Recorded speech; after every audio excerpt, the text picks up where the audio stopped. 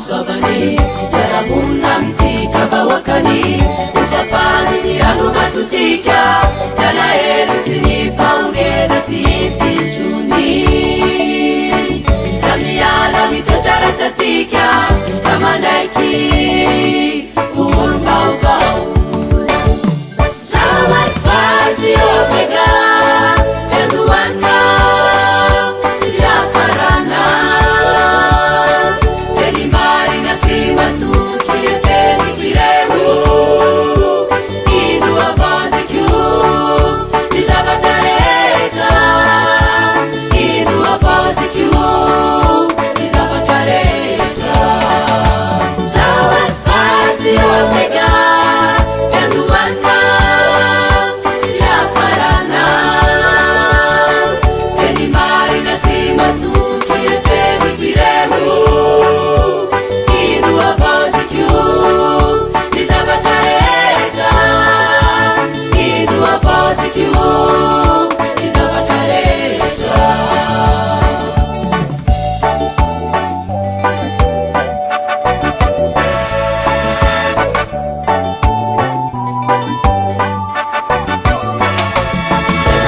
Eta pisutro ny tompo Menepona miloharanonaina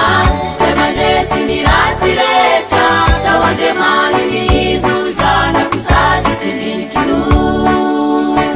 Ka tsy anda njava mahory izy Amin'ny fiainany manontolo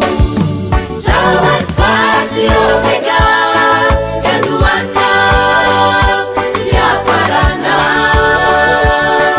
Teny marina sy matoky teny kiremo Ino avaziko ny zavatra rehetra Ino avaziko ny zavatra rehetra Zawary fazy omega Fiandohana sy fiafarana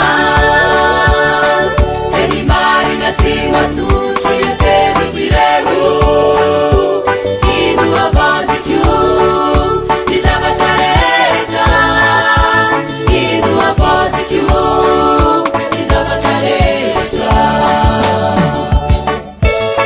Ino avaziko ny zavatra rehetra